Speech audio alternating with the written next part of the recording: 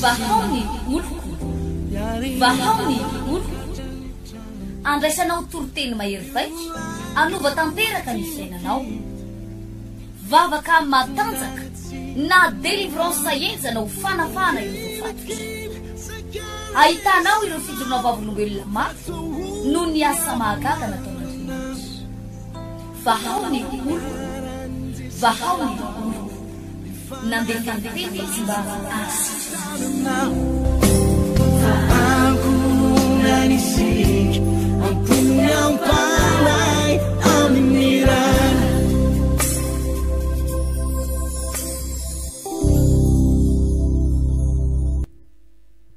Isorana ny tompo fa noho ny fahasoavan'Andriamanitra sy ny famindrapony dia tafiaraka eto indray tsika ao anatin'ny ora iray mahery kely akalaza an'Andriamanitra ame voninahitra azy ary iainao koa afatra izay ampahery sy alova tanteraka ny ao anatinao. Ny zavatra tena irariana indrindra ne ty fitaobavaka ty raha tena ho ataonao amin'ny fonao na dia somary mpianakavy kely ary nareo na dia ianao rery ary no mivavaka ao anatin'ny tokantranonao dia hitondra afo izany amelombelona ny ara-pananao indray. Tsy maninona eo mpitsanganana eo dia hivavaka avy hatrany tsika miainga avy eto amin'ny studio makany amin'ny tokantrano anome voninahitra an'Andriamanitra akasitraka ny anaran'ny masina.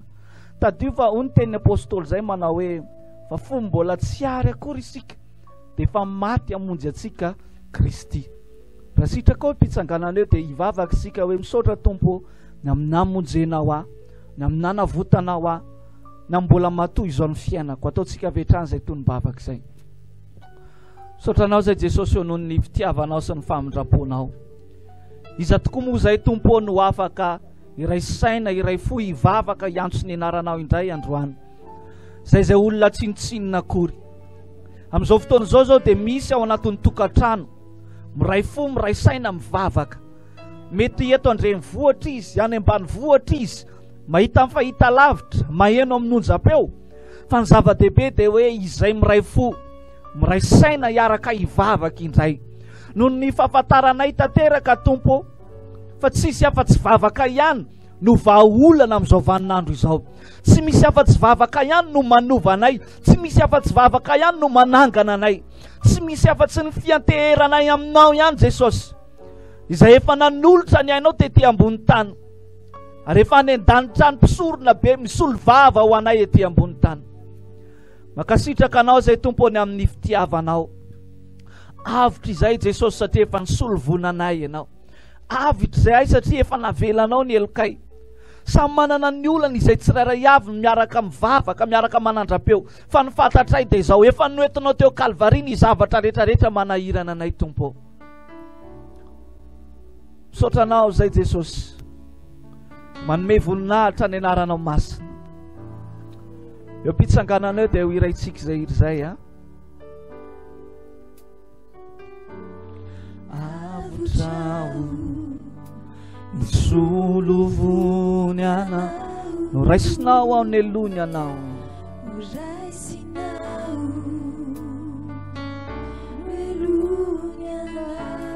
no velominao ny fanahy ato amiko.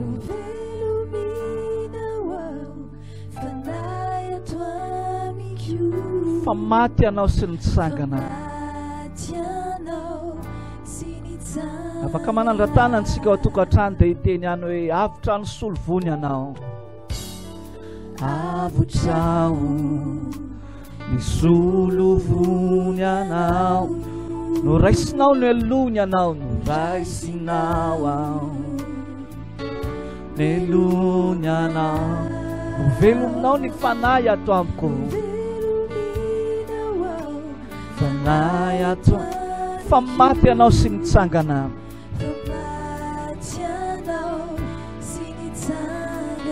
Ilasika ho fankasitrana azy hoe fitiavanao mahagaga tokoa.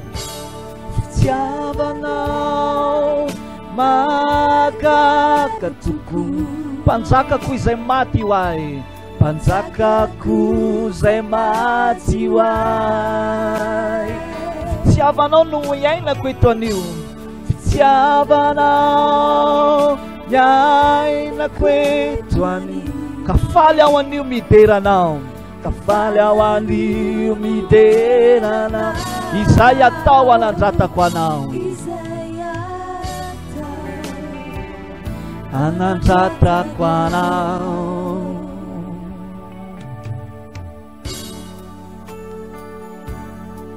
Ny fahasoavan'Andriamanitra sy ny famindrapony mbola natoy izao atsika. Matoa anao mbola afaka miaina ao atokantrano, mbola salama. Na dia maro aza n'olona voanaretina ny ivelany any, ianao mbola matsapa hoe misy fiantran'Andriamanitra ny anatinao any. Maverintsika izay iry izay a, dia ho iraintsika amin'ny fontsika rehetrarehetra, satria mato anao Jesosy, nanolotra ny ainy teo Kalvaria izy mba ho famonjenao azy anao.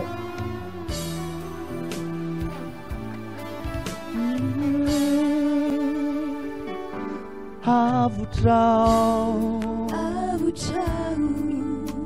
misy olo vony anao, no raisinao ny alony anao,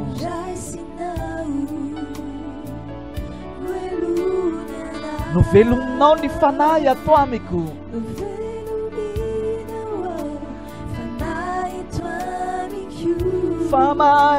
famaty anao sy nitsangana fitiavanao fitiavanao.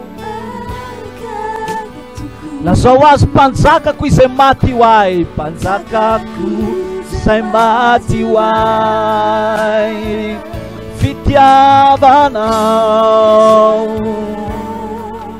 iainako eto, kafaly ao anio mideranao, kafaly ao anio mideranao.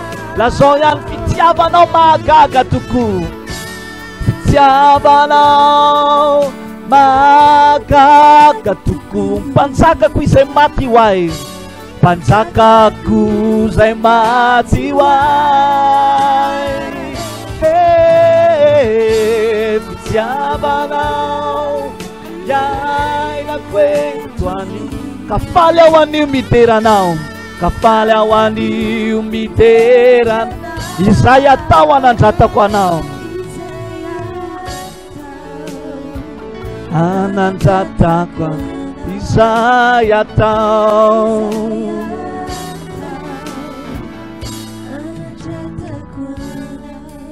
Pitsanganana eo avelantsika mandeha ihany zay fekiry zay a, ataontsika tonombavaka ihany ira ho fakasitrahana ny anaran'Andriamanitra. Mety hoe marary ianao ao anatin'ny trano, dia matahotra ianao hoe vao tsy mahay fofona dia coronavirus, mety hiaran'izany ianao.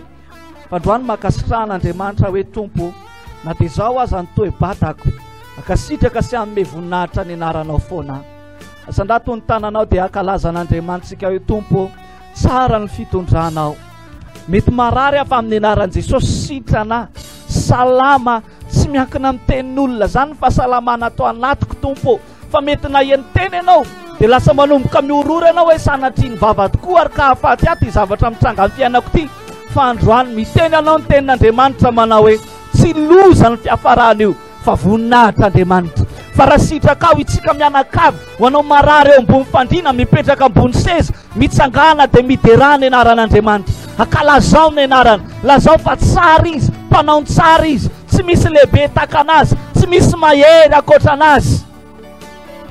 Mety naka dokotera privé ianao ao an-tranonao dia izao ny tenen'ny dokotera manomboka tsy mahay fofony ianao, tsy mahay tsirikanina ianao, mampatahotra zany. Fa zao dia raha ao Andriamanitra fa tsy misy zavatra tsy haina atao, tsy misy zavatra tsy haina atao. Akalazao ny anarany dia lazao hoe Tompo, lehibe noho ny aretina ny fahalebiazanao. Sitrana androany, afaka androany, mahery arefa ao aminao, satria avotra Jesosy eo, mpanjaka izay maty ho anay ianao, efa nisolovonao anay teo Kalvaria ianao, noho ny fitiavanao anay, noho ny fahalebiazanao. Tompo malalo, iza moa ny azoarina aminao. Misy aminay tokoa Tompo miezaka mivavaka ao atokantrano, fa misy aretina miezaka manafika azy kelikely. Fa ty fitombavaka ataonay androany ty Tompo, anjavany loharanona aretina rehetrarehetra, anjavany karazana fanahina, amotoka ny karazana tebiteby, ka izay mivavaka, ny aretina manomboka hiala ao anatin'ny tokantranonay Jesosy, noho ny amin'ny fahasoavanao, noho ny amin'ny fitiavanao dia voavonjy izay.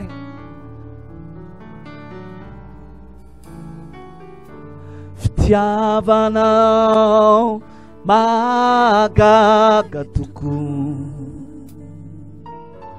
mpanjakako zay maty ho ahy. Fitiavanao ny iainako eto anio, fitiavanao iainako eto anio, ka faly aho anio mideranao. Holazaitsika ihany, fitiavanao mahagaga tokoa, fitiavanao mahagaga tokoa, mpanjakako izay maty ho ahy.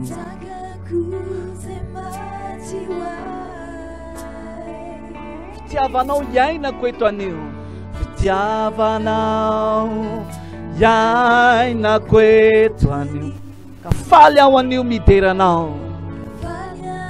Andeha holazaitsika amin'ny tompo farany, fitiavanao mahagaga tokoa, ilay mpanjakako izay maty ho ahy. Mahagaga tokoa, mpanjakako izay maty ho ahy. Fitiavanao no iainako eto anio, fitiavanao iainako eto anio, ka faly aho anio mideranao. Izay atao anandratako anao, anandratako, izay atao,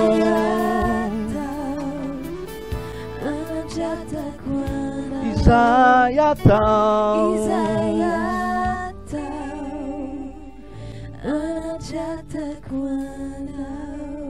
mampahery-tsika tsirairay avy any tokantrano ao ny androany hoe ninninona zavatra miseho amin'ny fiainanao sambatra sika manana an Jesosy. Noho ny fananany Elia anan Jehovah'Andriamanitra na dia tany anefitra azy izy, dia tsy vita tany ny fiainany fa tany nananganan'Andriamanitra azy. Ny fananany Sadraka sy Mesaka ary Abednego an'Andriamanitra na dia tao anatin'ny laforo mirehitra-afo azy, tao no nanandratan'Andriamanitra ny fiainany. Ary ny fananany Daniela an Jehovah'Andriamanitra rehefa nalefa tao anatin'ny liona dia niasa teo amin'ny fiainan'Andriamanitra. Mampahery anao androany hoe sambatra ianao manana an Jesosy, sy resy zany ianao manana an Jesosy, tsy mahazo kivikivy ihany koa ianao manana an Jesosy, fa rehefa miaraka amin'ny Jesosy sika ao ambadiky ny olana, misy fahasoavana sy fanambinana foana ao manan'Andriamanitra ao amin'ny fiainanao. Eo mpitsanganana eo ny akipio ny masonao hoe da petrao ny fonao ny tananao havanana dia avereny zao vavaka zao. Jesosy eo manana anao, Jesosy eo azavelanao irery aho, azavelanao irery ny fiainako, atao anatin'ny ady ao anaty lalatsarotra mety ihany koa Jesosy, atao anatin'ny fitahiana, fahasoavana sy fanambinana, fa mangataka aminao Jesosy, tsy mahay mandeha irery aho, tsy mahay mandeha lavitra anao ampio Jesosy, ampianaro Jesosy, mitoera atao anatin'ny foko ianao, manjaka ato amiko ianao.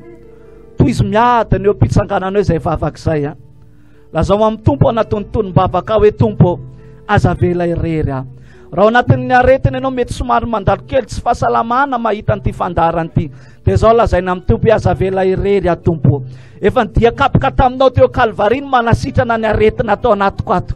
Amin'ny anaran'i Jesosy sitrana, amin'ny anaran'i Jesosy sitrana. Misy amintsika miaino an'ity fandarana ity miantso anay indraindray hoe ao anatin'ny aretina izay pastor, ao anatin'izao zay pastor, fa mangataka aminao ataovy amin'ny fonao rehetrarehetra amin'ny vavaka. Raha ao anatin'ny aretina ianao lazao hoe tompo efa noentinao teo Kalvariny aretina rehetrarehetra, sitrana no ny amin'ny dia kapika avy taminao amin'ny anaran'i Jesosy Kristy. Anao ikasika ny tsiraray avy any tokantrano, anao anova ny tsiraray avy any tokantrano, isy fiantraikany any tokantrano tompo, ny vavaka ataonay ampinoana miainga eto amin'ity studio ty, ny mpitarika, ny pastora, ny mpitendry zava-maneno, ny teknisiana, miara miray fosy miray saina mandondona ny varavaran'ny lanitra androany, mba hiantranao n'olo mbo fidinao izay miaino an'izao fandarana izao Jesosy.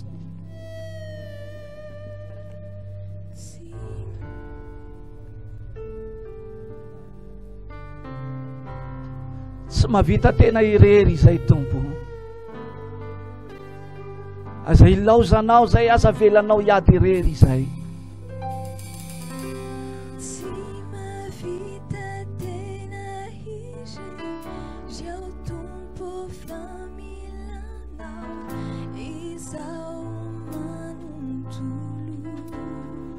Sinitsinina izay rehetra mety ho ananako.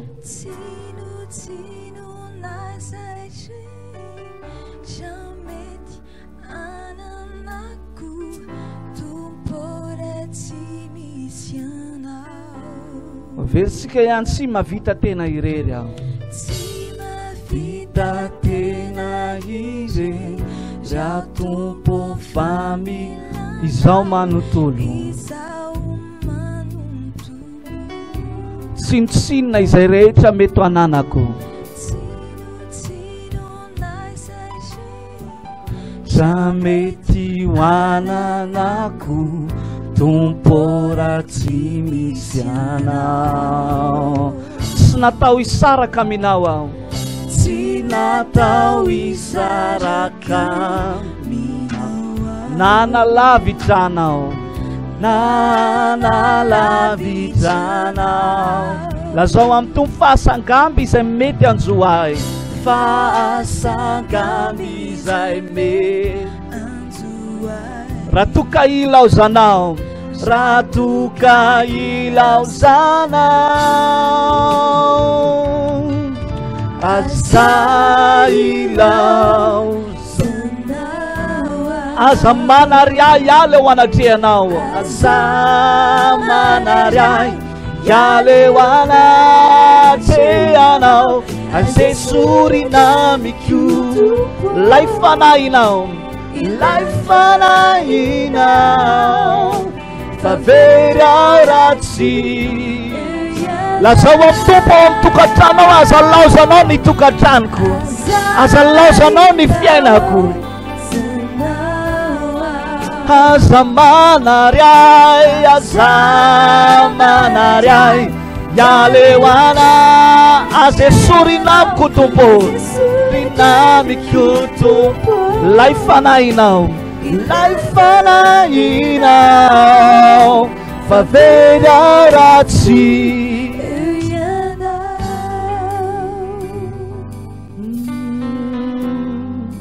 Ary kilaza amin'ny tompo antsika amin'ny alalan'ny hira. Tsy mavita tena irery tompo familanao. Tsy mavita tena irery tompo familanao. Izao manontolo. Sinitsinina zay rehetrarehetra mety ho ananako. Sinotsinona zay rehetra mety ananako.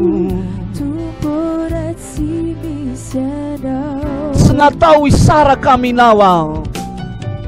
Tsy natao hisaraka aminao.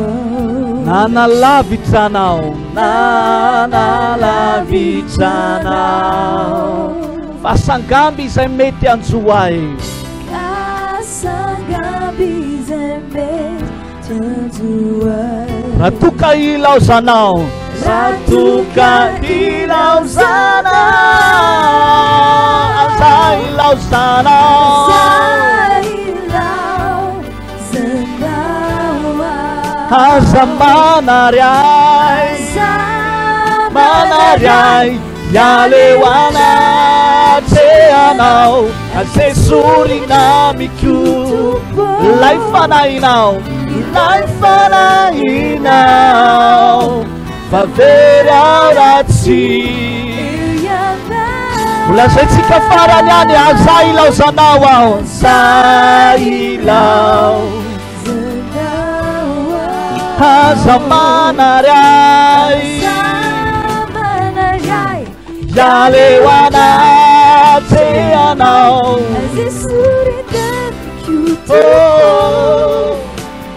Lay fanahinao. Favery aho ratsy. Favery aho ratsy eo ianao. Favery aho ratsy. Favery aho ratsy eo ianao.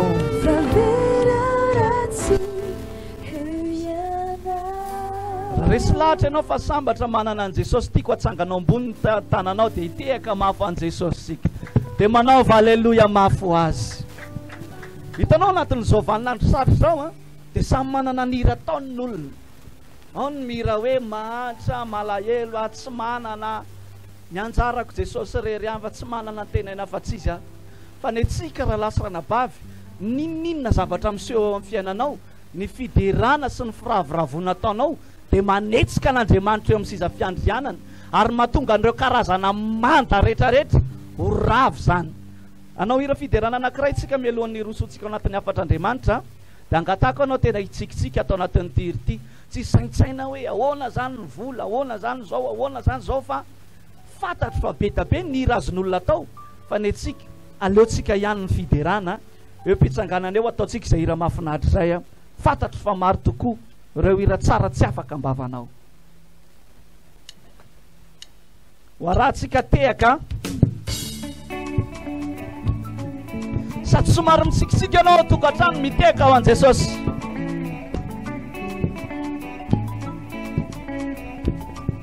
Eo ary zava-maneny ihany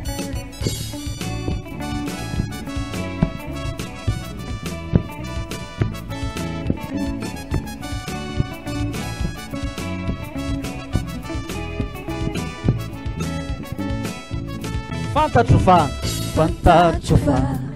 reo hira tsara tsy afaka, maro izy ireo no mahasoa, ao ny manetanamba nefa zahoa fa tiakony ka tsy mba takalokony aniafe, ka na hira ino nanoanana fatsarana dia aleko ihany, ka na hira inona, ka na hira ino nanoanana fatsarana dia aleko ihany, ka ho iraiko foane, ka ho iraiko foane ny hira fiderana satria ilay tsy tompanao ny tsara nahoana ny fiderana ny tsolalaiky, ka ho iraiko foane ny hira fiderana satria ilay tsy tompanao ny tsara no teraiko, nahoana ny fiderana ny tsola dia soroka kely are.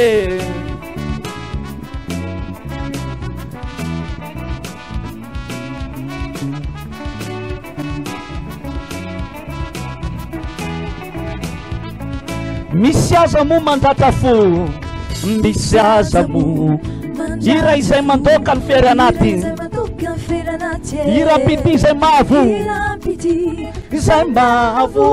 nefa de bibity sady bibitady nefa zahoa fa tikonya fa tsy mba takalokony aniafe, ka na hira ino nanoanana fatsarana dia aleko ihany, ka na hira inona, ka na hira ino nanoanana fatsarana ao fafantananao tokantrano dia lasika hoe ka ho iraiko foane satria ilay tsy tompanao ny tsara no teraiko, nahoana ny fiderana ka ho iraiko foane, ka ho iraiko foane satria ilay tsy tompanao ny tsara no teraiko, ho aversika farany ka ho iraiko foane, ka ho iraiko foane ny hira fiderana satria ilay tsy tompanao ny tsara no teraiko, nahoana ny fiderana, nahoana ny fiderana, nahoana ny fiderana, nahoana ny fiderana tsolalaiko. Asitsika tehaka mafy an' Jesosy a, sy fitehaka mafy an' Jesosy. Alleluia. Afaly manonona ny fidanan' Jesosy ry tompondray ho antsika tsirairay aby naiza naiza torana hoe anarano an'izao fandarana zao, ary azadino fa miaraka foana amintsika ihany koa ny tompo, ka alohan'ny nivonan'ny fotoana ny andraisanao ny afatra indray avy amin'ny tompo amin'ity androany ity dia tsara raha hoe hivavaka atsika aloha, satria izay misy matoko famifatiana an'Andriamanitra dia manaraka amin'izay rehetrarehetra alentsika any ho an'izay tena tery hitady an'Andriamanitra amin'izao andro faran'izao. Ary vavaka atsika tompokoa andreny loanao mbola faly miteresy mankalazana tokoa izay tompo, satria araky nambaranao anie dia ny hoe zao olona ny fonoko azao ny entiko manambara ny fiderahanaho ianao. Akory moa ny hafalianay tompo raha hoe manana anjara fiderananao zay zany, satria olom-bo fidy zay matoa nananjarany amin'izany.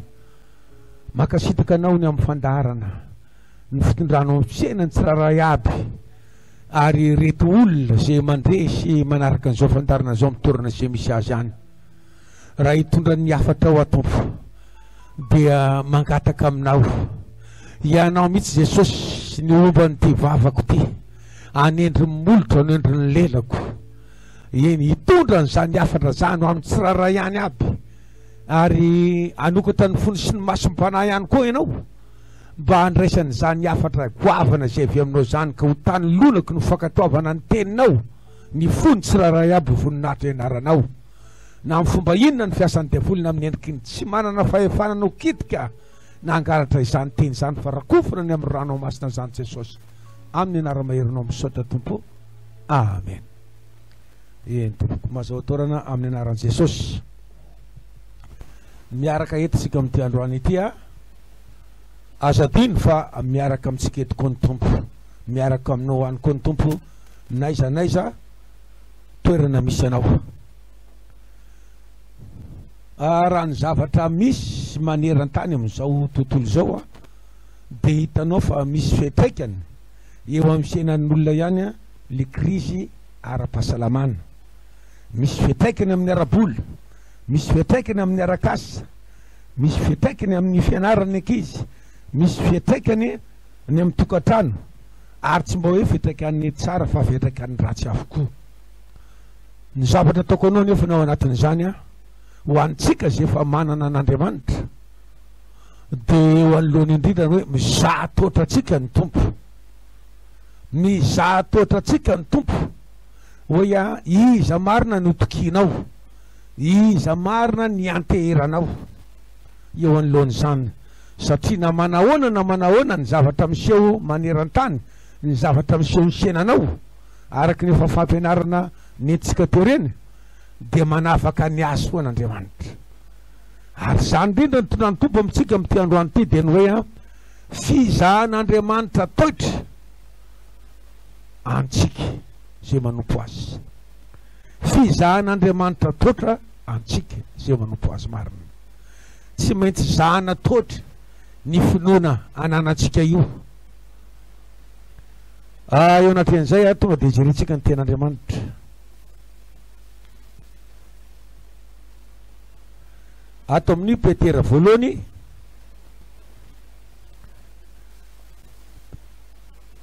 toko faefatra andininy fa 12.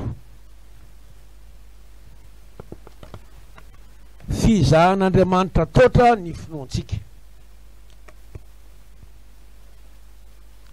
Petera voalohany toko faefatra andininy fa 12. Mivaky toy izao ny teny amin'ny anaran'i Jesosy. Ry malala, asa gaga noho ny fizahan'ny toetra mamay zay mahazo anareo ho fitsapany toetra, ary aza atao ho zavatra mahagaga mantsoa anareo izany, fa araky ny iombonanareo fijaliana amin'ny Kristy dia mifalia mba hiravoravoanareo indrindra amin'ny fisehoan'ny voninahiny koa. Fizahan'Andriamanitra totra ny finoantsika. I apôstôly Petera nampitondrain'Andriamanitra ny teny teto nampanoratany azy, nambarany tsara hoe ry malala, aza gaga ny amin'ny fizahan'ny totra mamay zay mahazo antsika. Aza atao zavatra magaga mantsoanareo zany ozy, fa arakaraky ny ombonanareo fijaliana, fahoriana amin'ny fanarana dian'i Jesosy, dia mifalia mba hiravoravoanareo koa amin'ny sehoan'ny voninahiny. Dia mitondra antsika ny tenin'Andriamanitra. Zavatra tiako hoe sarenatsika ty am-piandohana dia ny hoe fizahan'ny toetra. Aza gaga ozy amin'ny fizahan'ny toetra mamay zay mahazo anareo.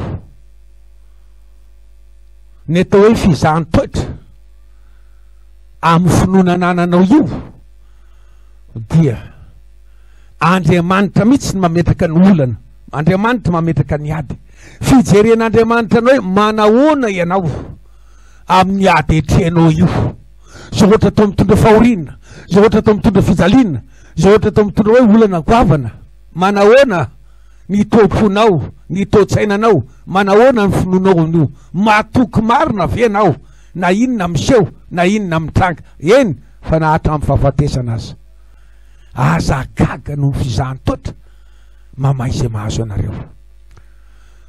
Ny zavatra tsara fantatritsika aloha dia izao, eo amin'ny olana, eo amin'ny ady etrehan'ny olona dia misy endriny telo tahaka an'izao.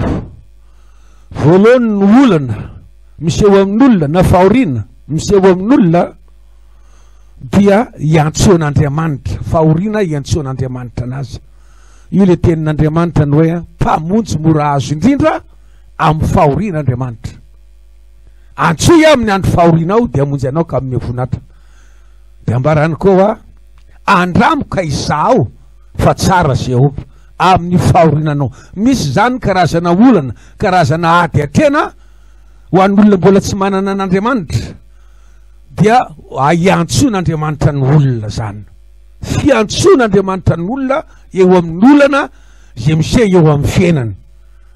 Ary takan'izany na ny tenana izany ara dia tena olana tsy voavaha mihitsy tsy voavahan-dravola, tsy voavahan'izaniza, tsy voavaha tany amin'ny fanimpotsampy amin'ny maha-olom-boafidy ny tena, fa rehefa tao amin'ny tompo dia ny vahany zany, antson'Andriamanitra.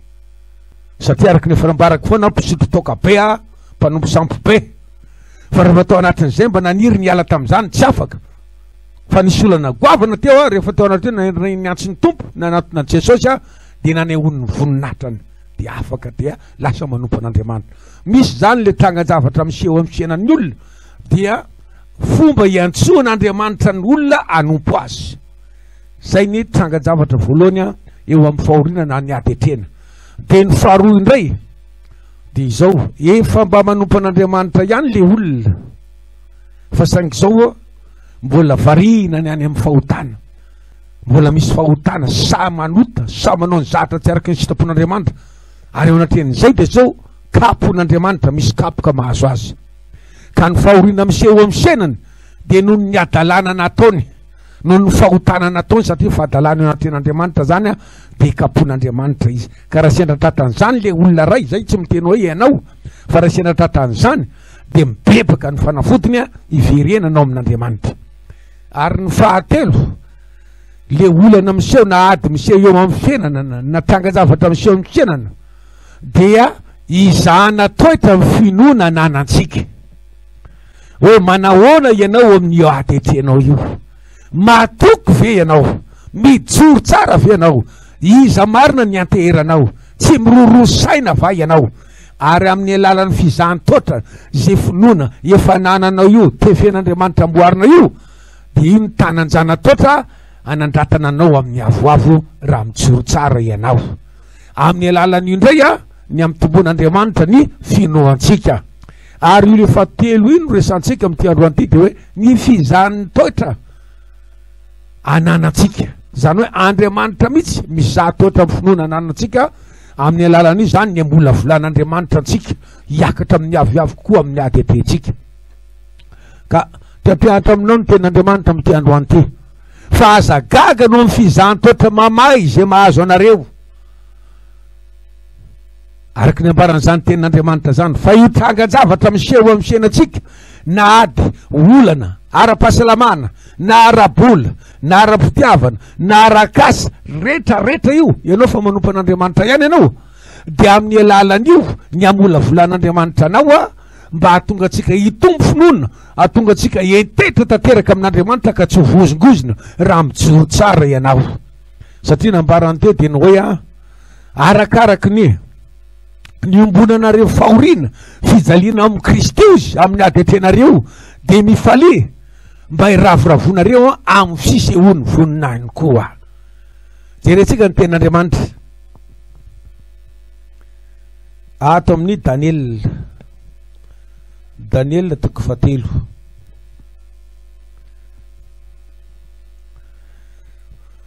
vaky toy zao ny teny aminaran'i Jesosy ty de mikasika ny tantaran'ny Sadraka sy Mesaka ary Abednego aminaran'i Jesosy.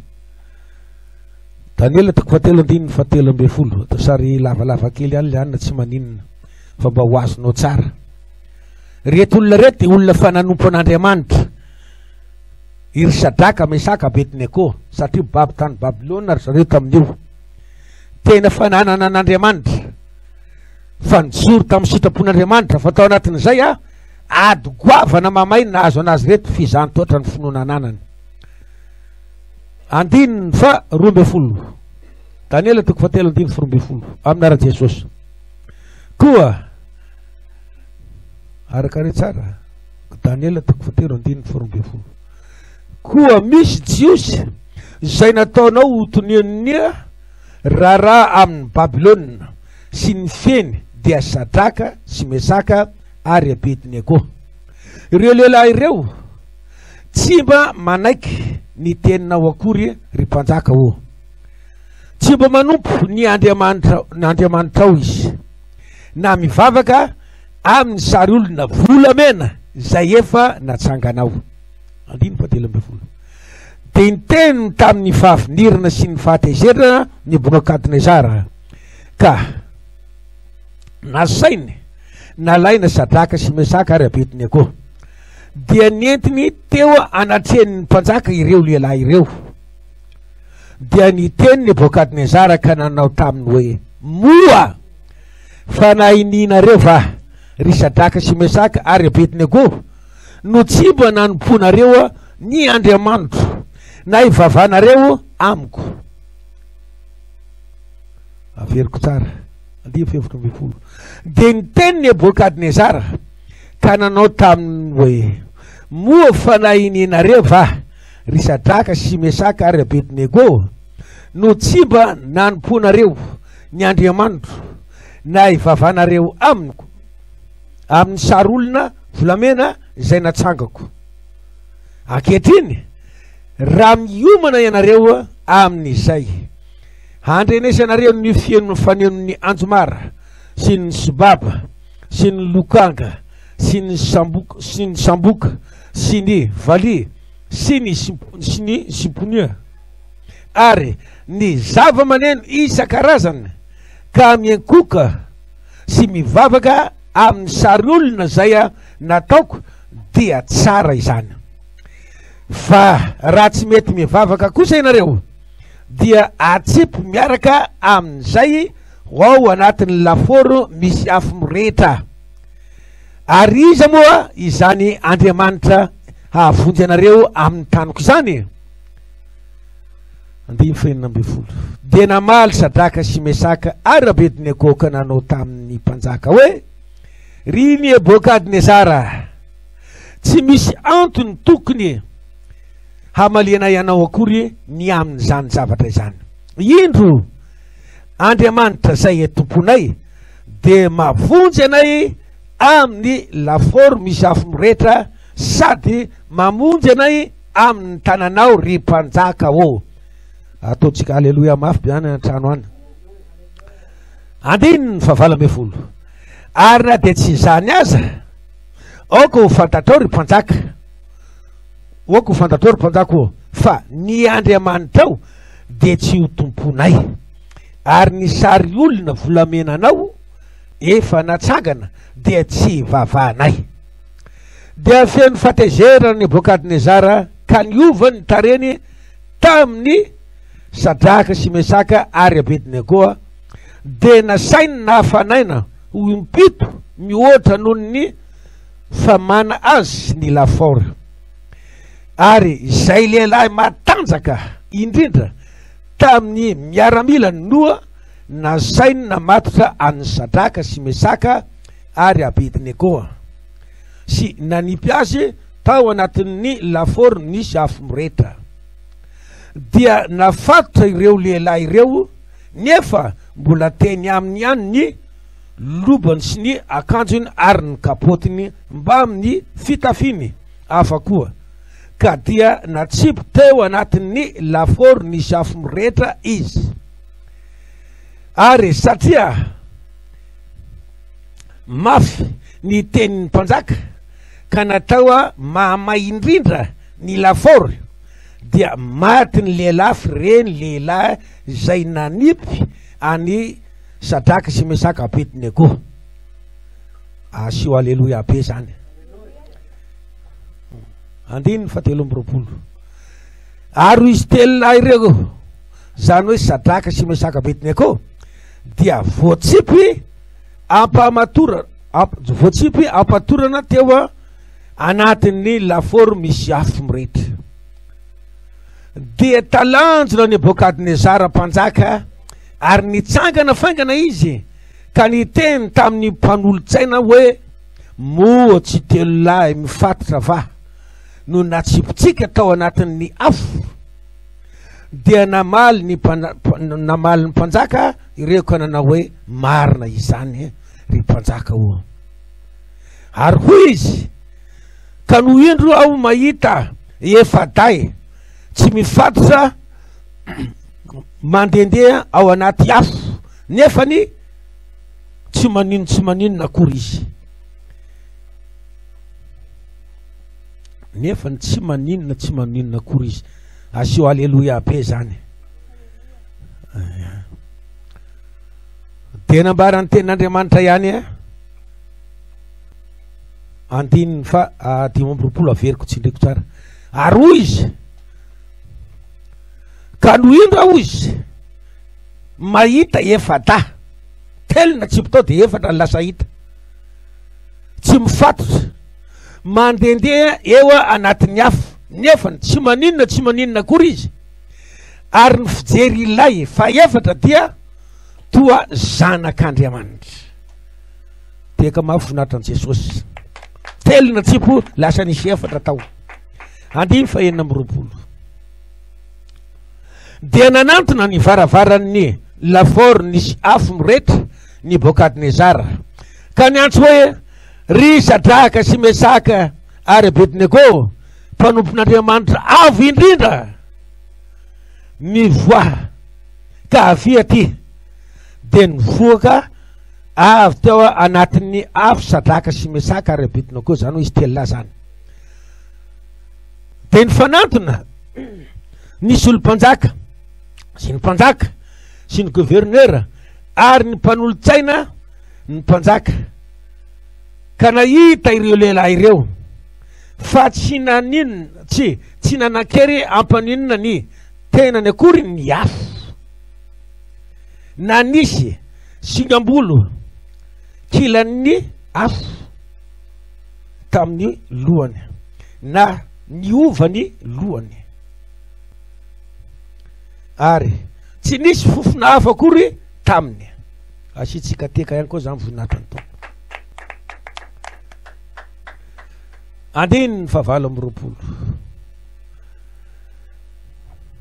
Nebokadnezara niteny ka nanao hoe isaorana ny Andriamanitra Sadraka sy Mesaka sy Abednego zay naniraka ny anjeliny amonjy ny mpanompony izay natoky azy. Asiteka be zany. Zay namonjy ny mpanompony natoky azy ka nandika ny tenin'ny mpanjaka ary nanolotra ny tenany tsy hanompo na hivavaka amin'izay andriamanikafa afa-tsy andriamaniny ihany. Teka be ny voninahitran'i Jesosy. Ka dia manao lalàna aho fa ny fokom-pirenena sy ny firenena sy ny samby hafa fiteny rehetra zay manao teny tsy mety ny amin'ny Andriamanitry Sadraka sy Mesaka Abednego dia ho tetitetena ary atao trano fivoana ny tranony fa tsy misy andriamanikafa mavonjy tahaka izao. Tao voamena aleroa be zany. Ary Sadraka sy Mesaka ary Abednego de nasandratry ny mpanjaka tamin'ny Babilôna sy ny fehiny. zay ny vaky teny sary lavalava ihany satria tiana hoe azava tsara amitsika zany le izy. Inona moa ny zavatra nisy teto ny fampianarana zay otin'ny tompo amitsika teny hoe a fizahan'Andriamanitra toetra ny finonana anantsika. Iry Sadaka sy Mezaka Abednego dia olona fananompon'Andriamanitra, efa nahita ny voninahitra an'Andriamanitra ireo. Teo anatin'izay nefa dia zao ny devoly mitetika nanao zavatra amingorana an'ireo foana, mitetika ny fomba rehetrarehetra amingorana raha motenan'ireo mihitsy azy. Fa ambadikin'izay Andriamanitra mihevitra zavatra tsara ho an'ireo. Andriamanitra dia mametaka tsara mihitsy fa mikatsika tian'ireo nareo, fa amin'ny alalan'izay ady apetraka reo ny anehoky ny voninatrako, amin'ny alalan'izay zavatra ataonareo dia anandratako an'ireo ambony. Ry havana, na inona karazana zavatra miseho eo amin'ny fiainantsika amin'ny fanomponan'Andriamanitra dia aza atao zavatra makivy atsika zany, aza atao zavatra magaga. Raha raisina fotsiny hoe ny amin'ny maramila zany, maramila raha fa tsy miady zany na sarinady lava foana ny atao dia ohatrany hoe tsisy fampiarany amin'ny fiainany amin'ny zavatra ny anarany, tsy ampitrakefa zany. Ary takan'izany koa tsika satria tsika dia maramila an' Jesosy. Itsika amin'ny maramila an' Jesosy atsika tsy manana favalo hita maso, tsy manana favalo olona, fa ny devoly ny favalontsika. Ka na fomba inona ny paika an'ireo fahavalontsika reo, na amin'ny fomba inona dia aza adino fa Andriamanitra ny momba antsika. Teto dia ny zana toetra ny finonana ananan'izy telo lahy Sadaka, Mesaka, Abednego. Dia ny ampangana mihitsy ny hoe andoranga amorona lalàna melezana andreo, fa mireo koa misy mivavaka manompo an'izay Andriamanitra n'izao, manompo an'izao, fa andao amorona lalàna. Dia na mety olotsaina ny mpanjaka dia ny sary olona volamena napetraka tamin'izany fotoana zany, mipetraka tsara mihitsy. Io ny Andriamanitra ny bokatiny Sara. Ka rehefa maneno ny karazan-dava maneno ny trompetra sy ny sisa dia miankoka mivavaka amin'ny daholy. Io ny ankofana io.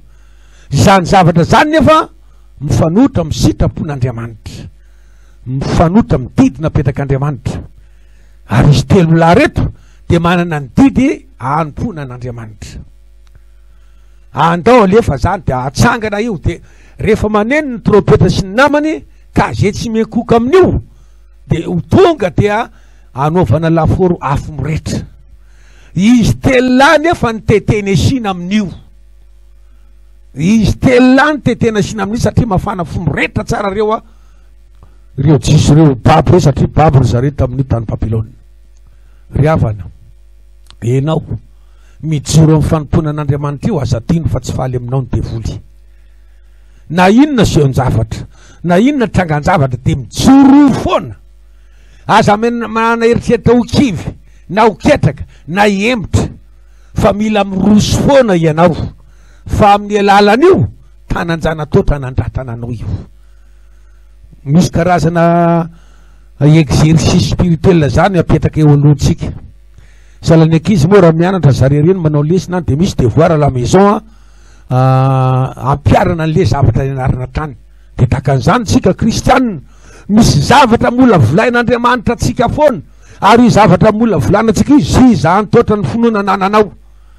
Misy le izy vitanao eto ambavaka pastera, misy le izy vitanao hoe ao metao tanana, misy le tsy vitan'izany, fa ianao misy mila mitolona, mila mijoro miatrika ny adinao. Napetraka ny lalàna hoe izay tsy miankoka amin'io tonga dia anaovana ny laforo afo miretra. Rehefa maneno ny trompetra sy ny namana, naneno ny trompetra, ary zareo reto fa misy mpanara-maso akaiky mijery mihitsy, satria reny ambena ny tanjona ka. Dia naneno ny trompetra, tsy nendohalika reo fa mivavaka tamin'Andriamanitra. Dia lasa amin'izay ny tsy nialina tato hoe jerefa izy telo lahy tsy manao taony fa mbola netotra ratsiny ihany ny ataony, zao ihany ny ataony sy ny sisa. Dia lisy ny toro tany amin'ny mpanjaka, mofanahininareo very Sadaka sy Mesaka, Abednego, tsy ny ando alefanareo hivavaka amin'ny sary olona volamena zay natsangana, tsy ankofanareo amin'Andriamanitra izay vavako. Mofanahininareo va raha mitsotany marina nareo raha anarana reo zao de am'zao raha mbola iova nareo de misy zavatra tsara ihany atao aminareo sasala am'izay le heviny le teny fa namaly izy telolahy tsy nohorohoro mihitsy ary mbola nyteny ihany koa sadaka sy mesaka ary moa zao Andriamanitra anareo zao va maro anareo amin'ny tanako maro ve zany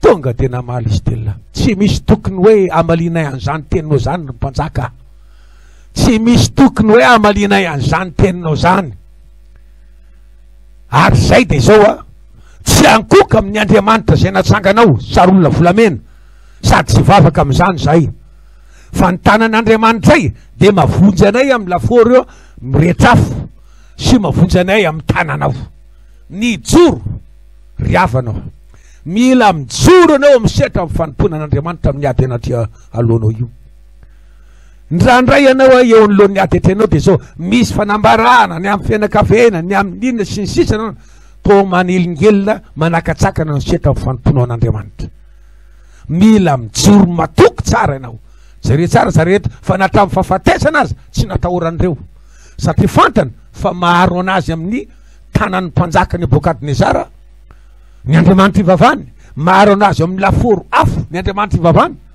tsisy tokony amalinay ianao amin'izany ozy fa ny Andriamanitra io izy de maharo anay amin'ny tananao sy maharo anay amin'ny laforo afo zay apetraka ao ny rehetra ny fatezeran'ny Nebokadnezara de fa nafanay nampiry le laforo afo ozy natao fity eny tena mahamay mihitsy zany fa tsy nohororo tam'izany reto fa niasa koa nyteta tamin'Andriamanitra baiboly tsy milaza ny tsipriny fa niasa koa nyteta tamin'Andriamanitra reo hitanao tsara zao Jehovah Andriamanitra fa zay ndray tsy vadika ny amin'ny tenay ianao nefa ny Andriamanitra ay ianao nefa ny ateranay ianao nefa ny tokinay ka na de mingotra miatra amin'ny ainanay ara de zao tsy vadika aminao zany zahay riavana mijoro tsara misetra amin'ny fanomponan'Andriamanitra mijoro tsara na ino kidona na ino kiatra na iza manao ny tsy mety na iza mivadibadika mijoro mahita tsara anao amin'ny fanomponan'Andriamanitra hitan'Andriamanitra tsara ny tomponananany reto Andriamanitra ny teo azonao taona eny nanampina ny vavan'ny Nebokadnezara tsy niteny an'izany fa navelany teny zany mba hitany ny reto tompo ny lanjam-pinoany reto olona manompo anazy reto nafanaina mipity eny nafanaina nitsofina ny anaran'ny trompeta tonga de nitsofina ny trompeta tsy nanaiky reto ary teo anatren'izany tonga de nisamborona reo izy telolahy rehefa nisamborona izy telolahy le olona fa spécialiste reny le ngeza garde corps piady reny matanjaka be reny nisambotra n'izy telolahy de natsipy tao anatin'ny laforo afo miretra satria araky nambary moa fa na hoe natao afo fiteny izy telolahy natsipy tao anatin'ny laforo afo miretra firety le nanipy reto tonga de vitany afo may teny hoe tao aleloia be zany tsy le olona mainy hoe aleloia fa le voninahitra an'Andriamanitra miseho tonga de may teny eo izy telolahy tafatsofoka ao anatin'ny afo rehefa tonga tao izy telolahy de inona ny zavatra niseho rehefa nanomboka nanipy zany reto de nietsika an'izay Andriamanitra nietsika nisamborona izy telolahy nijeren'Andriamanitra tsara mifatokin'ireo ny fatorana izy telolahy tena mifatorana atao fatimaty mihitsy hoe sao de mbotiboty jeren'Andriamanitra eo Andriamanitra fa nijery fa tsy nietsika fa rehefa ndeha atsipy anatin'ny afo laforo afo miretra nietsika an'izay Andriamanitra tonga de maty le nanipy anazy telolahy reo maty noho ny afo mamay fa izy telolahy kosa ao anatin'ny afo ao to mandehandeha mideran'Andriamanitra mideran'Andriamanitra ary nagaga ara de hoe to misy olona anankiray manampy anazy ohatra ny to zanak'Andriamanitra ary rehefa nideran'Andriamanitra tao reo de naneo ny voninahitra n'Andriamanitra za zany te hiteny aminao eo amin'ny ady etrenao ndrandray tsika fa tena ady mamay tena mamay eo amin'ny fiainatsika nety sy miva nety fa eo koa hitan'Andriamanitra io Andriamanitra tsy tarana mitaretreta fa manana ny fotoanan'izy fa ny zavatra ataonao anatin'io oka hitan'Andriamanitra ny saina tsy miovaova de arovana amin'ny fiadana tanteraka satria matoky an'Andriamanitra izy amin'ny finoana de oka tanjatsaina ianao, oka tena teto zay iseho de iseho fa za ndray de zao a tsy vadika aminao atsy Jesosy a anompo anao hatramin'ny farina maminoka miatra ny ainako aza dia ny anompo anao hatrany atsy Jesosy. Takan'izany nataon'izy telona reto tao anatin'izany a de nisy anankiray fahaefatra niaro anazy tao, niaraka taminy tao, iny tondra ny ositra tao de teny aminao aho a azo adino fa ny anjelin' Jehova de mitoby manodidina izay matahotra azy ka mamonjy azy. Misy anjely miaraka aminao io fa tsy hitanao, ary zany hoe tena mino an'izany na izy telona sy nahita an'io anjely io a fa le mason'olona mpijery sy ny favalony mahita hoe to lasa efatra, to lasa efatra izany fa eo anatren'izay de zao tian'Andriamanitra seho amintsika naiza naiza torana lianao ninina ady atreanao azo adino fa eo anilanao ny tompo, eo anilanao ny tompo fa oka hisokatra ny masom-panahinao, oka hisokatra ny sainanao ary tao anatin'izay de ny faly sy ny ravo reo tao anatin'izay nideran'Andriamanitra, manaova fideran'Andriamanitra anao amin'ny anatin'ny adinao io. Zany hoe minona mahatonga anao midera meteta amin'Andriamanitra, mankalaza an'Andriamanitra takan'izany nataon'iry Paoly sy Silasy nidery sy nankalaza an'Andriamanitra ao anatin'ny ady sy ny sisa sady tamin'ny andron'ny Josafata atikady nidery sy nankalaza an'Andriamanitra, midera an'Andriamanitra anao amin'ny voninahitr'Andriamanitra ka mitenena mihitsy taka ny nataon'izy telona reto oka azava tsara aminao ry Satana, azava tsara aminao ry devoly fa ny tanan'Andriamanitra zay enteherako Jesosy Kristy de mavonjy anao amin'ny setra rehetrarehetra, mavonjy anao amin'ny fanafirana na inona zavatra fafinao efa nalaon'i Jesosy tao a-Kalvaria zany fa enjarako de manome voninahitra anazy a ary maky ny anjarako ao ry havana na lefa tao reo a mijerena mijery ny vahoaka efa misy mirakla be, ny afo mafana be de miretra nefa ny olona tsy may le vonanipo nefa tsy niditra tanatin'ny afo tsy haiko 4 metra na 4 metra ny baza tonga de may vita teo fa ny zanak'Andriamanitra tsy may fa nisy koa nasian'Andriamanitra ny tanterany ny teny nisy serovana tao avy ny mpanjaka gaga za tena gaga re olona fa tao telo aniny natsipoko lasa evra ty fa ahoana marina zany izy de natsona izy telona fa ny anjely tsy netsika andrava tonga de nasian'Andriamanitra moa mivoninahitrany de inona ny zavatra nataony zao ny nambarany tena oka tena moka lalàna aho izy eto anatreny reto samby hafa fiteny sy ny firenena maro samby hafa fa ny Andriamanitra Sadaka Mesaka Abednego io ny ten'Andriamanitra mavonjy io izy ka zay olona miteniteny ratsy na manao zavatra tsara dalàna amin'io amin'ny Andriamanitra reo de zao a atao a trano fivoana ny tranony, atao trano fivoana ny trano izy sy mbola maro ny faratsiana azo an'le olona sy manan'io tena mpitena sy enjena zany hoe tamin'ny alalan'izay zany a de nisandratra izy telona araky nambarany tenin'Andriamanitra te moa de nasandratra ny Nebokadnezara mpanjaka izy telona ry havana teteny aminao aho na inona amin'ny zavatra miseho amin'ny fiainatsika na inona ny zavatra mitranga fizahantôtra ny finoana ananatsika de oka tena hiantehitra amin'Andriamanitra aza mivoava hevitra na inona ady ateo alohanao de zao ny nambarany ten'Andriamanitra la zao ny zanak'Israely mba handroso ianao le Israely ara-panahy la zao mba handroso miroso aza mijery ny aben'ny rano aza mijery ny alalin'ny rano fa ny anjaranao de zao mandroso anao za iado anao a fa ianao angina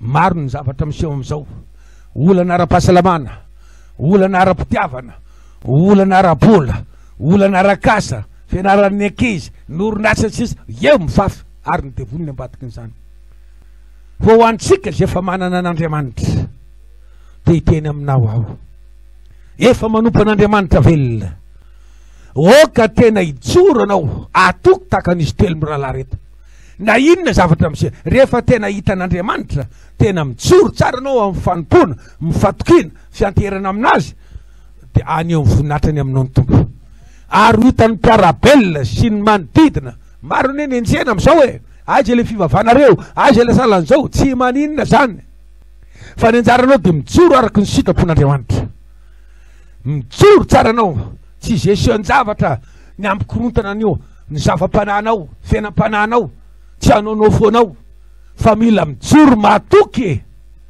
araky ny sitrapon'Andriamanitra de ho hitanao ny voninahitra an'Andriamanitra, ho hitanao ny voninahitra an'Andriamanitra ary amin'ny alalan'ina nandratana anao a hitahina ny manodidina. Baiboly tsy milaza ny Tsipriny fa maro anao ny olona naniresy latra teo e tena mahery n'Andriamanitra nareo fa alay zay mba hiaraka aminareo koa.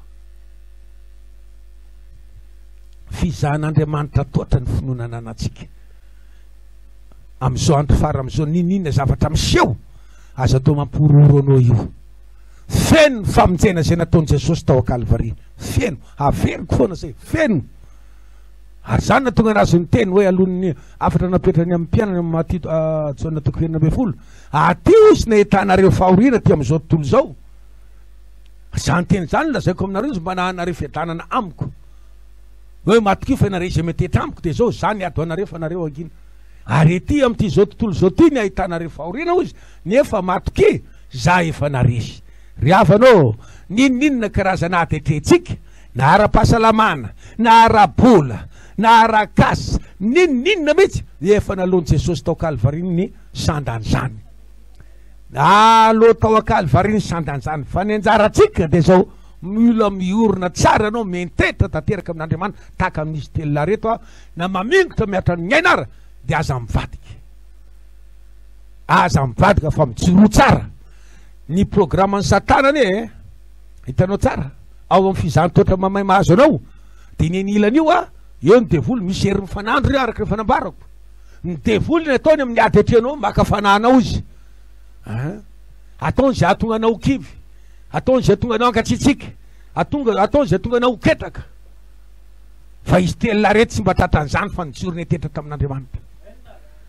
Tombitsika aminao izy ary misy vahaolana ary misy an'izao aza manaky an'io aza manao san'izao manaova aloha fa tsy hitan'olona anao ao anatin'io a misy hery mifanandrinao, misy hery mifanandrinao fa ny anjaranao de zao miantetra tanteraka amin'Andriamanitra aza mivadika amin'ny tompo amin'ny ady atreanao io aza manaiky mibitsiky ny satana satria misy fakapanahy lehibe ataony eo koa fakapanahy hery manosika na misintona ny olona tsy atanteraka ny sitrapon'Andriamanitra mila mijoro anao manoherany devoly de indositranareo izy. Inona ary ny zavatra fepetra takian'Andriamanitra, inona ny zavatra atao mba istonana ny fanatrehan'Andriamanitra ao anatin'ny ady zany, inona ny zavatra atao mba istonana ny fanatrehan'Andriamanitra tahaka ny nataon'izy telona reto ao anatin'ny ady lalovanao fizahan-toetra amin'ny finoanao. Voalohany indrindra ny zavatra ataontsika dia ampitombohy ny fiainam-bavaka ao. Luka 2:20 Jesosy re olona mifangaro tao amin'i Jesosy ny maha-olombelona ny olombelona sy ny maha-Andriamanitra azy ary teto Jesosy de nitaraina mihitsy fampianarana honosoana inona ny atao ao anatin'ny ady.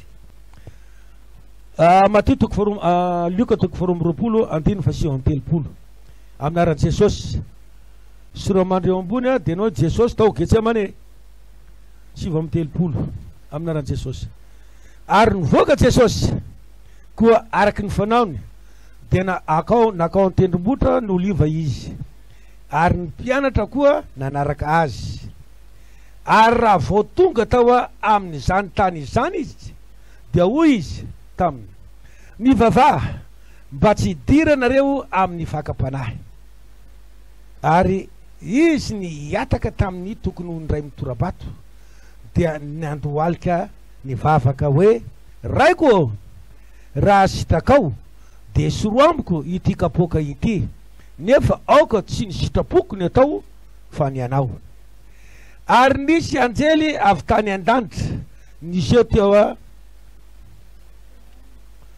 teo aminy ka nampahery azy ary fadiranovana izy ka dia ny vavaka mafimafy kokoa naninona hoe fadiranovana izy ary ampilazantsara hafana izy de mitena fadiranovana izy toaky ny foaty ka de ny vavaka mafimafy kokoa ary ny dininy dia nanino izy tahaka ny rany nipotrapotraka tamin'ny tany ary noho ny nitsangana avy ny vavaka izy dia nakeo amin'ny fiandratra ka nahita azy natory amin'ny alahelo natory nalahelo dia hoy izy taminy nahoana no dia matory ianareo mitsangana ka mivavah mba tsy hidiranareo amin'ny fakapanahy jere tsara mifangaro tao amin'ny Jesosy ny maha-olombelona ny olombelona sy mahandriamanitra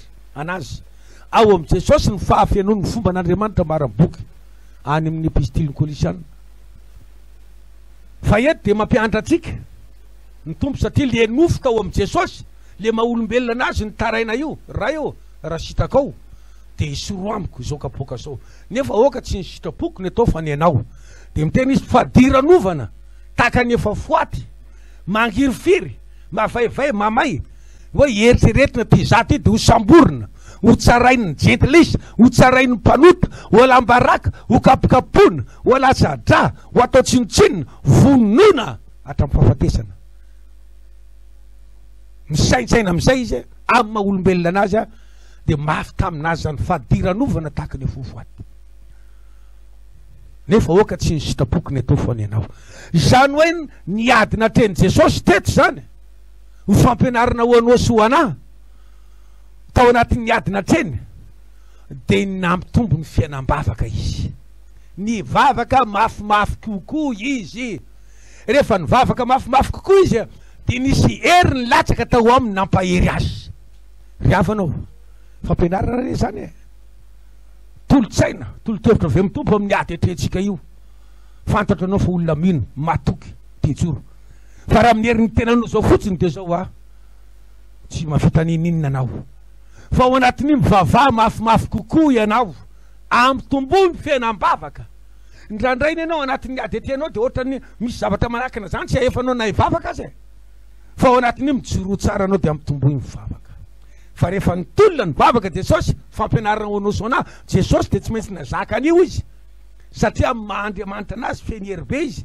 fa fampianarana ho anao soana tao anatin'ny adiny atreny dia ny vavaka mafimafy kokoa izy rehefa ny vavaka mafimafy kokoa izy dia nisy herin'ny latsaka tao nampahery azy ry havana ny zavatra takian'Andriamanitra amintsika mba hatonga ny hoe istonana ny herin'Andriamanitra ny fanatren'Andriamanitra amin'ny ady atreanao amin'ny fizahantota amin'ny finoana io dia ampitombo ny fiainam-bavaka maro ny favaly manakatsakana tetika adiny satana manakatsakana ny fiainam-bavaka anao amin'izao fa voalohany zany dia ampitombo ny fiainam-bavaka ary ny faharoa resantsika foana eto dia oka hitombo ihany koa mifankatoavanao ny tenin'Andriamanitra aza manana heritreritra ny va hiala na hivily atsy na hiembotra na tonga dia mila mitombo amin'ny fankatoavana an'Andriamanitra zany nataony Joba any amin'ny Joba toko 7:10 fa 10:10 avy re namandre fa mafy reny any mahazo anao ty ry Joba fizahantota mato saiko tsy fizahantota tsony zao fa famononanao misy karazan'olona amin'ny ady atrentsika doatra ny teo mamelively piary mety kristiana ihany izy amin'io a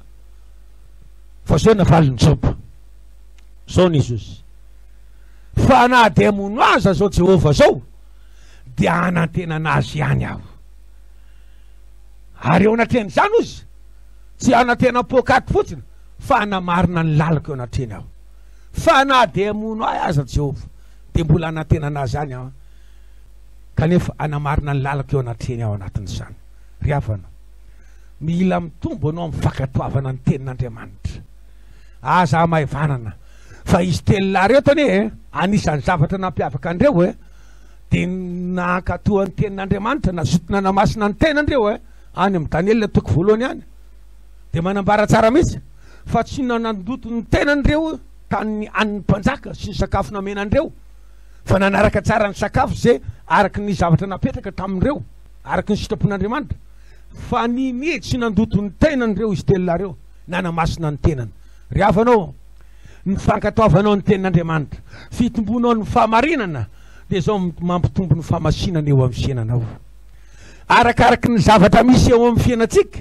ady atrentsika dia mahazo tomandiny tena itsika mahazo to mandihy ny tena dia vesory zay pentimpentina rehetrarehetra ary aza manany tonga dia mitenena mihitsy eo anolohan'ny ady atreanao tsy inona ny dikan'izao fa ny am'voninahitra anao indray ianao Jesosy zany anie ny fampianarany meny tompo atsika marary Lazarosy a natsoina Jesosy tsy tonga satria raha fantatry ny olona reo apôstôly sy ny namany a raha marary dia sitran'ny Jesosy vavany dia sitana maty Lazarosy mbola tsy nalevina satria ny finoany ndray dia ny hoe raha mbola tsy alevina dia hain Jesosy manangana anazy tsy tonga Jesosy efa maty efatrandro any am-pasana Jesosy a efa maimby Lazarosy any am-pasana efatrandro zay vao tonga Jesosy dia indray nefa netsony Jesosy nitaraina reto iry Maria sy ry Marta raha tetanao dia tsy maty nandrano dia inona nambarany Jesosy tsy inona ny dikan'izao fa ny eo am'voninahitra n'Andriamanitra ryavana za mba tia teny misy aminao oka tena miteny mponona eo amin'ny ady etreanao tonga dia alefaso avy any ny bala fotoana fampiadiana amelezana ny Satana teny fikasana tsy inona ny dikan'izao fa ny eo am'voninahitra anao Jesosy zao mitenena mihitsy anolohan'ny adinao io zay ny taken'Andriamanitra amitsika tomba mifankatoavana ary ny fankatoavana zany ty resaka aminao miresaka vava ity amboary tena lokan'ny vava io aza miteniteny foana analohan'ny ady atreanao zany anie problema tamin'ny Israely raha nandeha tena ny efitra teny ho any amin'ny tany Kanana fimonomononana fa miazatsiny an'Andriamanitra nay ane zay mba zao salamo zao zao ihany mahatonga an'izao zao tsy monomonina fa manaiky ary mametraka tsara fa any eo voninahitra n'Andriamanitra am'izao zay ny problema ny zanak'Israely tena ny efitra ka na dia sy tokony ho vetivety ara nandehanany dia tonga tany amin'ny tany Kanana dia lasa amina taonany maro 7 taona ry avanao mba tsy ataraiky ny valim-bavaka zay andrasanao amin'ny ady atreanao fizahany toatra mamay dia teny aminao aho akomboniny vava io manaova teny-ponona ajanony ny zavatra rehetrarehetra zay mampiteniteny foana anao fa zay nambarany tenin'Andriamanitra raha misy milaza vavaka nozy nefa tsy mahay mamia mivava fa mamitaka ny vony zava-poana ny fivavahany zany olona zao fa zao ny fivavahana marina madio tsy misy loto tenin'Andriamanitra miankambody sy mitondra tena amin'ny faharoana ary miaro ny tenany tsisy pentipentina tandremy tsara ny teny alokan'ny vavatsika ndrandray ao anatin'ny ady ao am-pianakavy mifamelively ao tsy zany vavaka ny atao dia rao Andriamanitra nampianariny Joba tsara misy anie Joba 1:7 alohan'ny amara-paranako anazy andininy fa 20 tandremo anao izy sao de tezitra ka ampirisika anao hiteniteny foana ny fahatezeranao tandremo tsara raha olona ary nitsindrina andiny 1:20 dia nambarana tandremo sao dia azo fahoriana anao anatria ny ady io ka manosika anao vilanao ratsy zany fahoriana mahazo anao zany mila mijoro tsara zasy anao fankatoavana ny tenin'Andriamanitra amboary ny teny alokan'ny vava amboary mandrakariva amin'ny fo io aza sina pentipentina io sambatra zay madio am-po fa izy ny hitan'Andriamanitra nambara tetiny tenin'Andriamanitra tamin'ity androany ity fa nasiany miariary zany hoe fizahan'Andriamanitra totra ny finoana anantsika amin'ny alalan'ny ady miseho amin'ny fiainanao amin'ny alalan'iny mola volan'Andriamanitra anao ka na inona zavatra miseho na inona zavatra mitranga eo amin'ny fizahan-totra amin'ny finoana ananao dia oka anao tena atoky tanteraka hiantetra amin'Andriamanitra ary araky nambara ty kosa fa noho ny zavatra tsy nentina ataonao ny mampisy ny olana mampisy ny problema dia tsy lazainao fizahan-totra zany fa zao mila mivavaka mibebaka tanteraka mitomany anatrean'Andriamanitra ianao a hiverenanao amin'Andriamanitra ry havana napetraka tsara ny condition ara-panahy mba hiantsona ny fanatrean'Andriamanitra mba hiatrean'Andriamanitra ny ady amin'ny fizahan-totra mahavaivay izay mahazo atsika dia ny voalohany indrindra dia ny hoe ampitombony fiainam-bavaka nampianarin'i Jesosy atsika zany fa rehefa hitan'i Jesosy miamafimafy ny fienreretiny sy ny fisaintsainana manofa olombelona ny zavatra anjo anazy dia mivavaka mafimafika koa izy dia nisy herina anatina anazy nampahery azy manaraka an'izay ampitomboy koa mifankatoavanao ny tenin'Andriamanitra dia hitanao ny voninahitra an'Andriamanitra fa hitatsetra amin'ny fiainanao ny tompo misaotra ny tompo tamin'ity androany ity a andaotsika izy tsangana hivavaka amin'izao fotoana zao na inona atetreanao de mila matoky tsara mihitsy anao fa Andriamanitra mombanao. Sotanao zay tombo satria lehibe ny fitiavana sy ny famindraponao, lehibe ny fitiavana sy ny fahasoavanao tompo. Andriamanitra mahagaga anao, nampianarina tetindray ny hoe fizahan'Andriamanitra totra ny finoana nananay efa mitsoro amin'ny fanomponanao tompo. Tompo malarako ah, oka tena iantetra tanteraka ao aminao, aiakin-do tanteraka ao aminao, aitoky aminao, tsy hijery ny haben'ny ady na hijery ny haben'ny olana fa hijery ny habenao. Fa matony soratana tao anaty baiboly reny izy tela na tsipy tao anatin'ny lafo afo mbola tsy misy hafanana sy miretrotrarajany tsy niretra tamin'izany lelafo fa nisy serovana tao nidiranao tao zany misy anjely tianao ambara fa naizanaiza atetrenay de misy anjely foana miambina anay eo manodidina anay eo ary de mampahery anay. Tompo malala koa misotranao a Jesosy amin'izany ary am'ty androany ty de misy matoka fa hitombo ny finoan'ireo olona any an-tokantrano any ny amin'ny olana zay atrean'io ny amin'ny ady zay atrean'io ho voninahitra inaranao tsy diso anjara amin'izany izy ary mola volanao anazy tokoa izany zavatra zany ho voninahitra anao amin'ny anara-maherinao Jesosy a mivavahana sy isorana ambetrany an'izany. Hotoizantsika ihany zay vavaka zay mpitsanganana eo a ity mpamaramarana na fotoana tiako anao anadratra ny tananao havanana de amerina izao vavaka zao fa namasonao ome oery a oery ato anatiko ianao afahako miatrika ny zavatra rehetrarehetra lalovako tsy maintsy mijoro a tsy maintsy mitomban-da tsy maintsy mahery a tsy mahazo mangatsitsika fa namasonao ao anatin'ny zavatra trehako ome oery a ho taka ny Sadraka Mesaka ary Abednego tsy niemitra na de ny mpanjaka mihitsy azy no nanohatra an'izy ireo ome ho an'ny fahasahina fa namasonao ampitombo ny hery ato anatiko ampitombo ny hery ato anatiko ampitombo ny hery ato anatiko toy izantsika eo mpitsanganana hoe zay vavaka zay matsapa venao hoe misy zavatra sarotra mihitsy lalovanao ankehitriny de misy fotoantsika mitady hemitra menatra nijoro hoe kristianina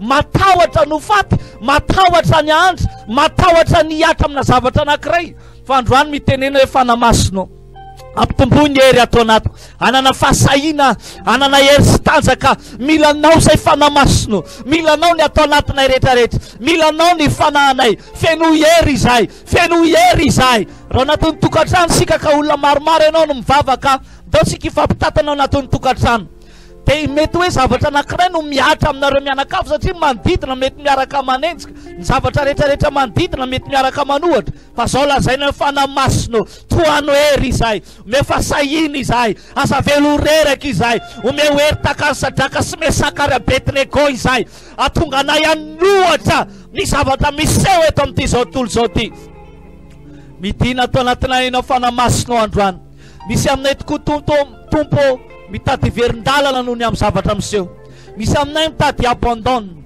misy aminay mitady hemitra misy aminay mitady ravoravo-tanana kanefa ny zavatra tsy azona hiatao mandrakizay zany misy aminay mitady teniteny foana tady menomenona tahaka ny amin'ny zanak'Israely satria miatra manaina loatra ny zavatra miseho eto amin'ity zao tontolo zao ty fa androany tompo tsy any lalana ome hery izay fanamasonao ome hery izay fanamasonao ome hery izay fanamasonao raha mitady ho kivy ianao laza hoe aza vela ho kivy a fanamasonao aza vela ho reraka fanamasonao aza vela hikatona ny fahasoavana ato anatiko fanamasonao midina ato anatinay manjaka ato anatinay tsiraray avy itokantrano zay manokatra izay mampiditra n'izao fandaharan'izao Jesosy aoka hialo lalana azy ianao aoka hiasa amin'ny fiainana ianao aoka hikasika azy ianao misaotra indrindra fanamasonao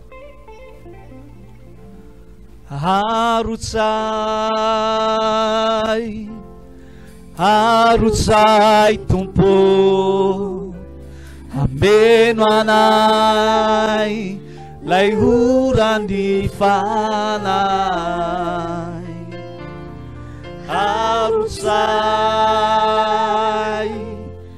arotsay tompo ameno anay lay ora ny fanahy ho Yahweh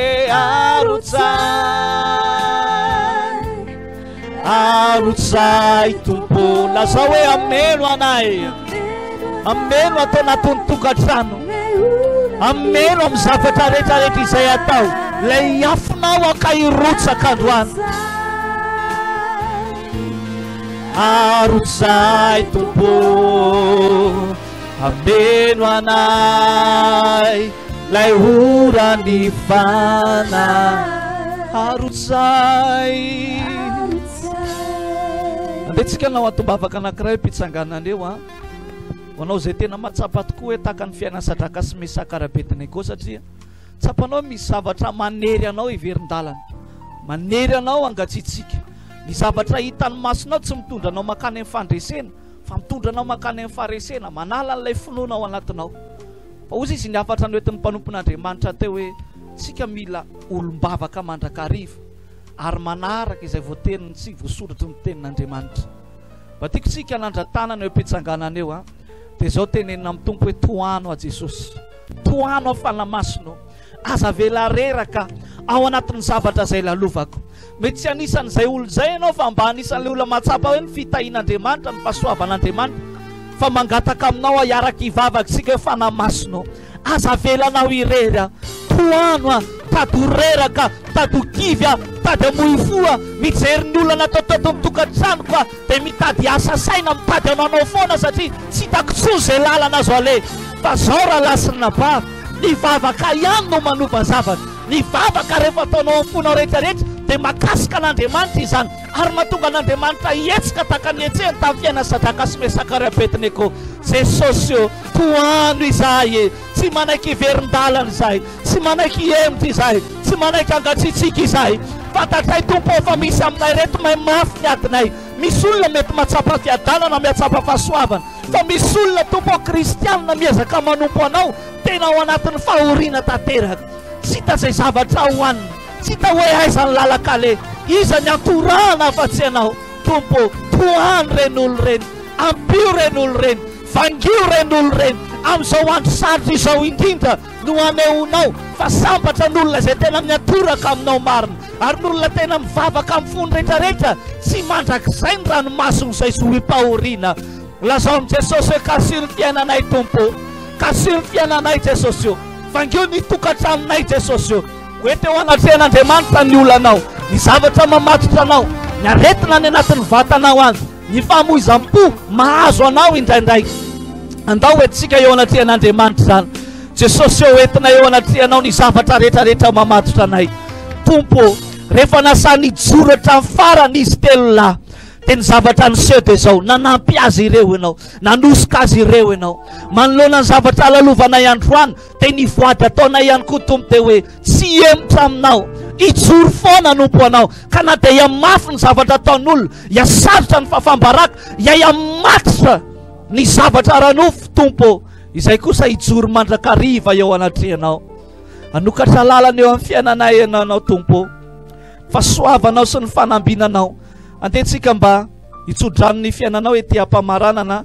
lazao amin'ny tompo hoe tahinao a Jesosy raha marary ianao dia lazao hoe sitrana ny areto koa izy ny mpanompon'Andriamanitra teo hoe fehezo ny teny aloka ny vavantsika mba tsy teny zavatra negativa mandrakariva na zavatra mamotika ny fiainanao na fimenomenomana fa mba hiteny zavatra sika pozitiva eo amin'ny fiainanao raha marary ianao dia lazao hoe tompo sitrana Jesosy na dia efa tsapanao mihitsy ary ohatrany hoe mitady ho letika izany ny fiainanao dia lazao amin'ny anaran'i Jesosy tsy letika izany ny fiainako mahery a Jesosy mahery a Jesosy hitay anao ane Jesosy ninninona iseho naizanaiza le anay dia ny fitahinao sy ny fanambinanao tompo hialolalana anay mandrakariva fa na dia efa hiatra hatramin'ny famoizanay na aza ny zavatra niatra tamin'ny sadraka sy mesakarabetineko tompo ny tenin'izy ireo dia zao hoe tsy hivadika aminao izy fa hanompo anao izy misaotra Jesosy io hitay anao ane Jesosy hitay anao ane Jesosy ny tanany hiaro anao hiaro anao. Kaninonina iseo, kaninonina iseo, itay anao ane Jesosy, itay anao. Raha ho tokantrano ianao dia mba afaka mijery eo akaikinao anao dia ampaherezy izy lazao aminy. Itay anao ane Jesosy, ny tanany miaro anao, ny tanany hiaro anao. Ka naizanaiza no ale, ka naizanaiza no ale, itay anao ane Jesosy, itay anao ane. Kaninonina iseo,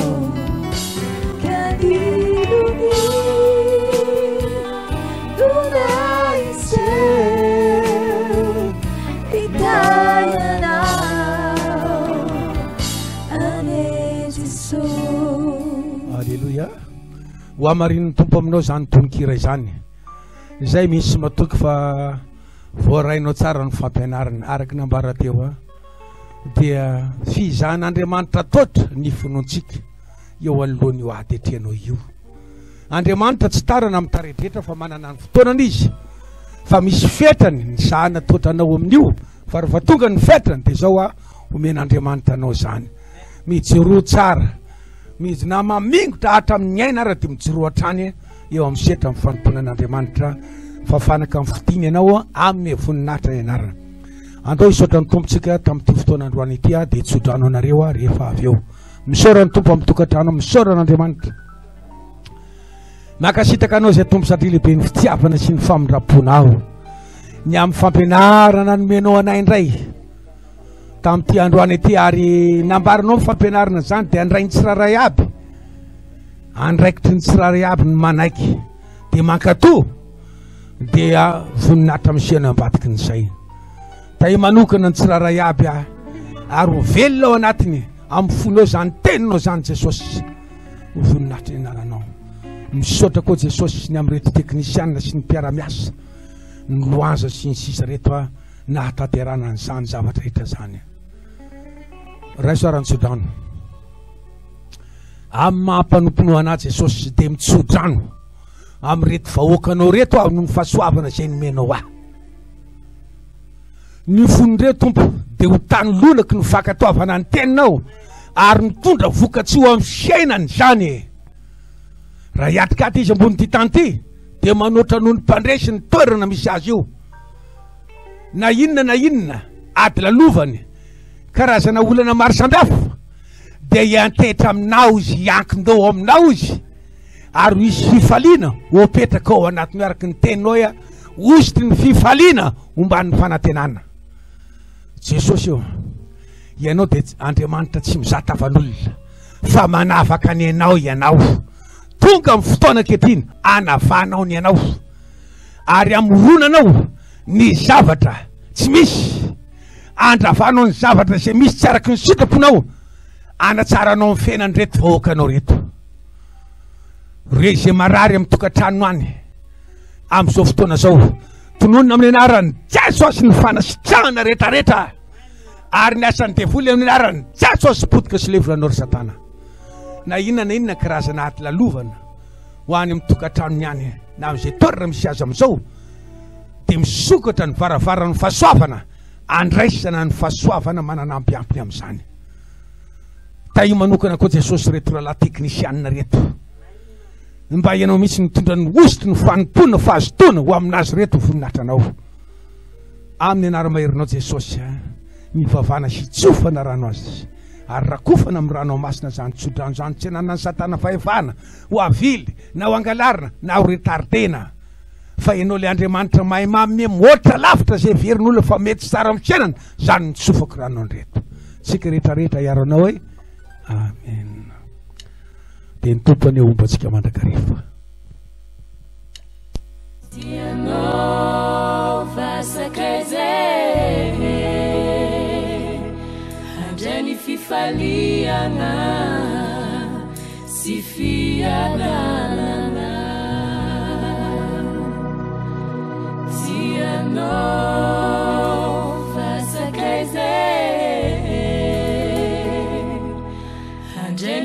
tena fiainana sy famarinana.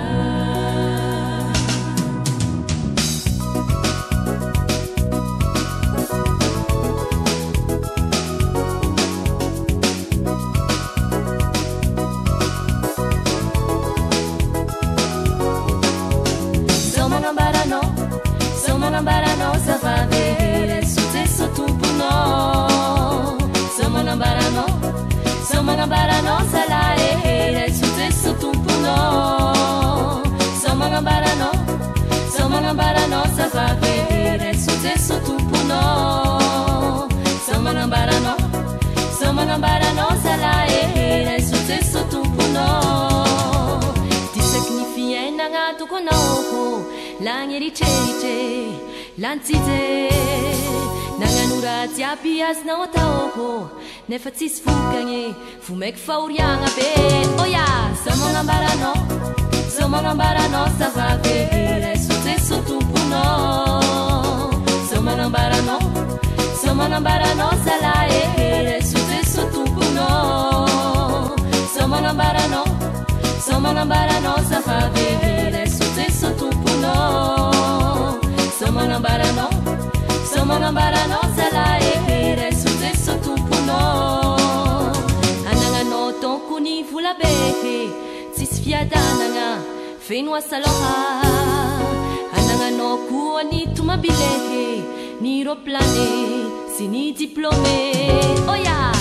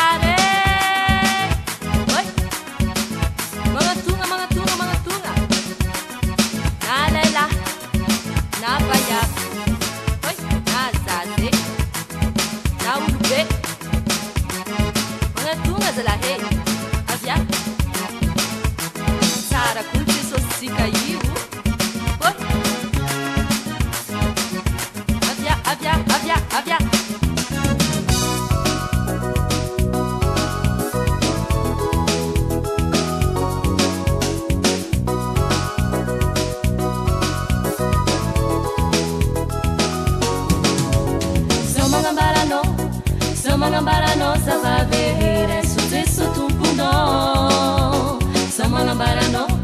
So manambarano salaere successo tumpuno. So manambarano zavavere successo tumpuno. So manambarano salaere successo tumpuno. Siano fasa kaise fifaliana si fiadanana si amova sakaize andreni tena fiainana si famari